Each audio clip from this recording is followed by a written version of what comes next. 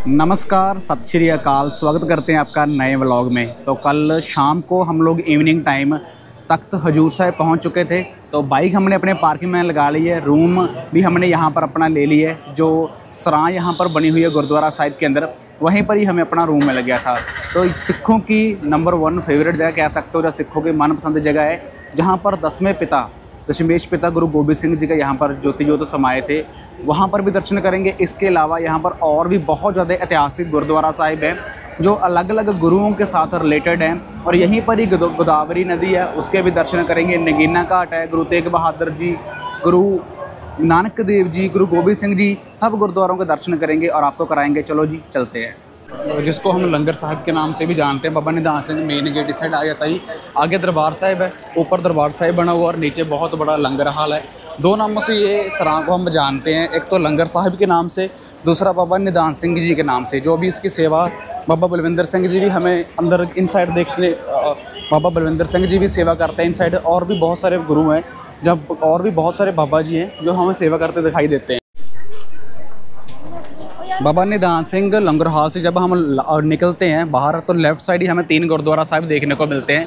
गुरुद्वारा भजनगढ़ साहिब, गुरुद्वारा नगीना घाट साहिब, गुरुद्वारा बंदा घाट, और उसके बिल्कुल पीछे ही हमें देखने को मिलती है गोदावरी नदी। तो हम आज इन तीनों गुरुद्वारों को इतिहास आप लोगों के साथ डिस्कस करेंगे और साथ में गोदावरी नदी के वो दर्शन कराएंगे, जहाँ पर नाइट के टाइम नियर अबाउट 1:30 में यहाँ से गागर भर के लेके जाते हैं। तो उसके भी आपको दर्शन करवाएंगे।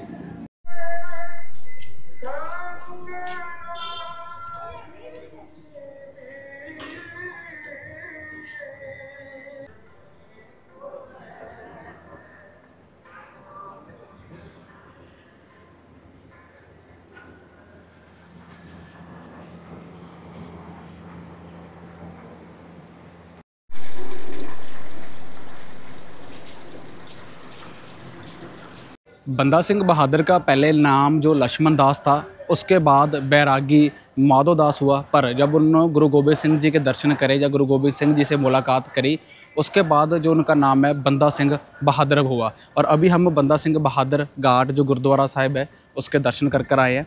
कुछ और इन्फॉर्मेशन है जो मैं आप लोगों के साथ ज़रूर डिस्कस करना चाहूँगा इस गुरुद्वारा साहिब के बारे में, या फिर सिख इतिहास के इस कल्चर के बारे में। मीर में एक छोटा सा इलाका है रोजारी में राजपूत घराने के अंदर लक्ष्मण दास मतलब बंदा सिंह बहादुर जी का जन्म होता है। उसके बाद वो जंगल में शिकार करने के लिए चले जाते हैं। जब जंगल में शिकार कर रहे होते हैं तो वहाँ पर एक हिरन के वो तीर लगा देते हैं, और तीर लगाने के बाद वो तीर जो उनकी हिरन के जाकर लग जाता है, तो वो हिरन है उसी जगह के ऊपर डेथ हो जाती है कह सकते हो, या फिर मर जाती है। बट उस हिरन के पेट के अंदर 2 बच्चे थे, बाद वो हिरन है उसी की डेथ वहीं उसी जगह के ऊपर हो जाती है। बट लक्ष्मण दास या फिर कह सकते हो माधो दास इस चीज़ को देख नहीं पाया। काफ़ी ज़्यादा वो दुखी और काफ़ी ज़्यादा परेशान हो गया, और उसके बाद छोटी उम्र के अंदर ही उन्होंने वहाँ पर अपना घर छोड़ दिया। घर छोड़ने के बाद वो नंदेड़ में आते हैं, इस जगह के ऊपर गोदावरी के बिल्कुल किनारे के ऊपर, बिल्कुल कंढे के ऊपर। और लोगों को अपनी कहते हैं ना कि अपनी ताकत के साथ, अपनी शक्तियों के साथ लोगों को प्रसन्न करते हैं। और वहाँ पर बैठे बैठे उन्होंने तंत्र मंत्र का काफ़ी ज़्यादा ज्ञान है, काफ़ी ज़्यादा इन्फॉर्मेशन या फिर कह सकते हो काफ़ी ज़्यादा नॉलेज उन्होंने हासिल कर लेते हैं। 1708 के अंदर गुरु गोबिंद सिंह जी यहाँ पर आते हैं, और जहाँ पर उनका डेरा होता है माधो दास जी का, वहाँ पर बैठ जाते हैं। वहाँ पर बैठने के बाद जब इस चीज़ का माधो दास जा कह सकते हो बंदा सिंह बहादुर को पता चलता है, तो वो अपनी तंत्र मंत्री शक्तियों के साथ उनको वहाँ से उठाने की कोशिश करता है। मतलब अपना जो जोर दिखाता है, बट उनका कोई भी जोर वहाँ पर चलता नहीं गुरु गोबिंद सिंह जी की शक्ति के सामने। तो फिर उसके बाद 200-300 सिंह वहाँ पर जाते हैं, मतलब 200-300 लोग माधो दास के पास चलते हैं, और फिर माधो दास भागा भागा यहाँ पर आता है। और जब वो गुरु गोबिंद सिंह जी के दर्शन करता है, और वहीं पर ही वो कहते हैं कि एक तरह का चुप हो जाता है, बिल्कुल साइलेंट हो जाता है गुरु गोबिंद सिंह जी के दर्शन करने के बाद। जब उसकी कोई भी सफलता कामयाब नहीं होती, तो उसके बाद वो गुरु जी के सामने कर माफ़ी मांगते हैं और अमृत प्रमाण कर लेते हैं।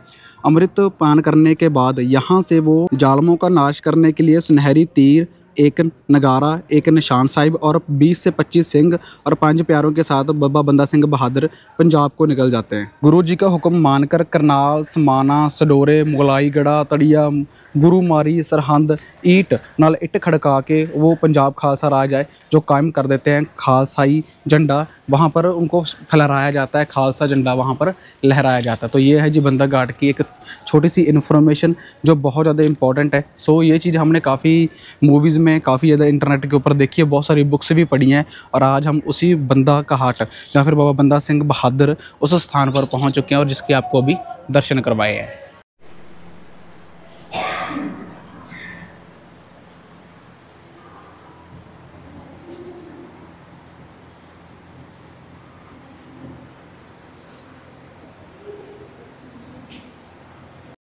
उस साइड है बंदा घाट गुरुद्वारा साहिब, और यहाँ पर हम पहुँच चुके हैं नगीना घाट, और इसके आगे ही हमें दूसरा गुरुद्वारा साहिब मिल जाता है। और साथ के साथ ही लंगर साहिब गुरुद्वारा है। जितने भी गुरुद्वारे आपको देखने को मिलेंगे वो 500 से 600 मीटर के दायरे में ही मिलेंगे। तो आप यहाँ पर पैदल चलकर ये 3 से 4 गुरुद्वारा हैं जो बिल्कुल पास पास में, इनके दर्शन मिला कर सकते हो।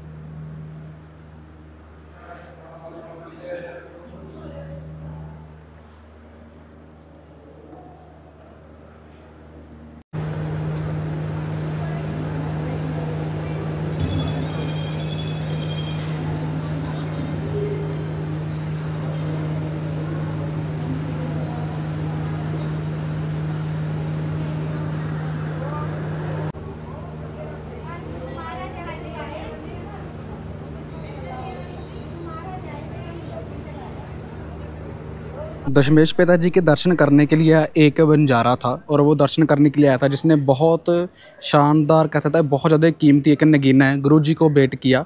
और गुरु जी को नगीना भेंट करने के बाद तो गुरु जी ने वो जो नगीना है वो गोदावरी नदी के अंदर फेंक दिया।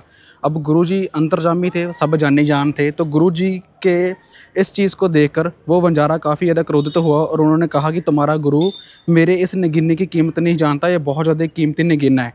तो इस चीज़ के लिए गुरु जी पहले ही इसका मन को पढ़ चुके थे, और गुरु जी ने कहा कि जा बंजारा अपना इस नदी में जा, और जा अपना जाकर नगीना ढूंढ ले, या फिर अपना नगीना निकाल ले। जब वो उस नदी में गया और नदी में जाकर उसने नदी में हाथ डाला तो वहाँ पर एक नहीं, दो नहीं, बहुत सारे नगीने, बहुत सारे लाल कीमती जवाहर देखने के बाद उसका जो हंकार है वो ख़त्म हो गया, और गुरु जी के चरणों में आ गिरा। इसी स्थान से गुरु जी ने तीर चलाकर अपना सतयुगी तप स्थान तख्त सचखंड श्री हजूर साहब प्रकट किया था। तो ये था छोटा सा इतिहास जो नगीना साहिब का है। तो और यहीं पर गुरु गोबिंद सिंह जी कहा जाता है कि बैठा करते थे, गुरता गद्दी उनकी यहीं पर थी, और यहीं बैठकर वो लोगों से मिला करते थे, लोगों को दर्शन दिया करते थे। गुरु गोबिंद सिंह जी महाराज दशमेश पिता। गुरुद्वारा दर्शन मेला करने के बाद हम पहुंच जाते हैं बिल्कुल सामने गोदावरी नदी के, और कहा जाता है गंगा के बाद भारत की, इंडिया की सबसे लंबी जो नदी है वो गंगा है, और दूसरे नंबर पर है गोदावरी। यहाँ पर बाबा अवतार सिंह जी महाराज, उनका स्थान भी बना हुआ है बिल्कुल सामने, जहाँ पर कहा जाता है उन्होंने 3 साल यहाँ पर तप किया था, 3 साल यहाँ पर तपस्या की थी, 1887 से लेकर 1890 तक। और उसके बाद उनको गुरु गोबिंद सिंह जी महाराज दशमेश पिता जी ने अपने दर्शन दिए थे। तो यहाँ पर वो स्थान बना हुआ है, और गोदावरी नदी बारिश के टाइम, या कह सकते हो मानसून के टाइम में जो पानी है यहाँ तक आ जाता है, और बिल्कुल जो स्थान है वो डूब जाता है पानी के अंदर। और इस साइड वो गागर कुंड बना हुआ है जो रात के समय नियर अबाउट 1:30 के ऊपर यहाँ से गागर कुंड से कुंड भर के लेके जाया जाता है। वो आपको व्लॉग देखने को मिलेगा कल, क्योंकि वो हम कल नाइट में, मींस आज नाइट में हम गागर कुंड के साथ आएंगे, जिसमें बहुत ज़्यादा संगत होती है नाइट के टाइम, और यहाँ से भरकर फिर तख्त श्री हजूर साहिब है लेके जाया जाता है।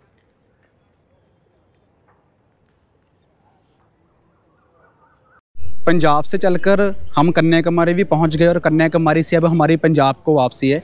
अभी हम लोग पहुंच गए हैं बिल्कुल गोदावरी के कंढे के ऊपर। और साउथ के अंदर चाहे किसी भी टाइप का कोई भी नशा पत्ता वहाँ पर लोग करते हैं, बट यहाँ पर सबको पता है कि इस जगह के ऊपर, इस पवित्र स्थान के ऊपर सबसे ज़्यादा लोग हैं जो पंजाब से आते हैं। अब यहाँ पर चलते चलते मैं आपको कूल अप दिखाता हूँ, जैसे बोलते हैं ये कूल अप वगैरह गिरी हुई है, जैसे नशे का तस्दीर कहते हैं, एक यहाँ पर पड़ी है, कुछ यहाँ पर गिरी पड़ी हैं। अब ये इनको साउथ के लोग तो लगाते नहीं हैं, इनको लगाते तो पंजाब के लोग हैं।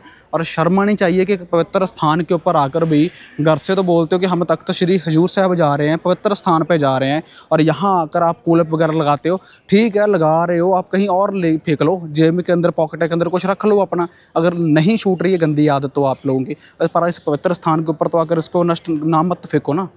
और इस पवित्र स्थान के ऊपर आकर भी तुम लोग अपनी औकात दिखाते हो घटिया वाली। लो भाई, इसको सर्दी लग रही है शायद, और ऊपर इसके ऊपर लिखा भी हुआ है मेरी जान। मेरी जान को सर्दी लग रही है भाई, और भाई ने पूरा कंबल कंबल बैठ के रखा हुआ है। सुखप्रीत जी, मेरी जान का कोई हल करें। वो गुरुद्वारा लंगर साहब के सामने बिल्कुल कुछ इस टाइप की शॉप बनी हुई है, और जिसमें काफ़ी लोग फेमस हैं दूध को लेकर, जहाँ अपने खाने पीने को लेकर। और ज़्यादातर तो चलो लोग यहाँ पर जितने भी आते हैं प्रसादा पानी ही सकते हैं, बट फिर भी यहाँ पर हमें बहुत सारे लोग हैं यहाँ पर खाते पीते और दूध पीते यहाँ पर नॉर्मल तरीके से हमें मिल ही जाते हैं। गुरु के स्थान पे आकर भी अगर ऐसी चीज़ें खानी पीनी है तो फिर यहाँ आने का फ़ायदा क्या है। मैं तो ये मानता हूँ, आप गुरु के स्थान पे आए हो, वहाँ पर आओ, वहाँ पर दर्शन मेले करो, प्रसादा पानी छको। मॉर्निंग मैंने आपको बोला था काफ़ी सराय यहाँ बनी हुई है, 2 सराय उस साइड है, 2-3 सराय इस साइड बनी हुई हैं, और कुछ सराय जो उस साइड बनी हुई है। और ये ऊपर जितने भी आप देख रहे हो ये भी सराय हैं जहाँ पर लोगों का रहना बसेरा होता है, जहाँ पर इंतज़ाम किया जाता है दूर के लोगों का। तो यहाँ पर एक नहीं 5 से 6 सराहें बनी हुई हैं, आप किसी में भी रुक सकते हो। NRI सराह हमें अलग को देखने को मिलती है, और यहाँ पर चलो NRI ज़्यादातर रुकते हैं, तो आपको यहाँ पर मे भी परमिशन नहीं मिलेगी, क्योंकि हमें भी नहीं मिली, शायद आपको भी ना मिले।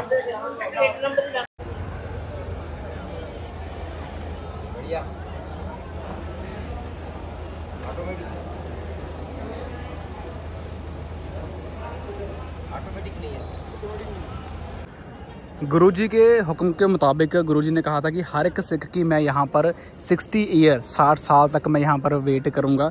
तो 60 ईयर के अंदर अंदर जो भी सिख है वो यहाँ पर एक बार ज़रूर आता दर्शन करने के लिए। यही एक सबसे बड़ी वजह है। ट्रेन भर के जहाज़ों के ज़रिए, हैदराबाद के ज़रिए, जहाँ फिर कह सकते हो जो नंदेड़ का एयरपोर्ट है उसके ज़रिए यहाँ पर बहुत ज़्यादा लोग हैं दर्शन करने के लिए आते हैं। इसके अलावा भी बहुत ज़्यादा बड़ा इतिहास है इस जगह के ऊपर। सब सिखन को हुक्म है, गुरु माने उमरा।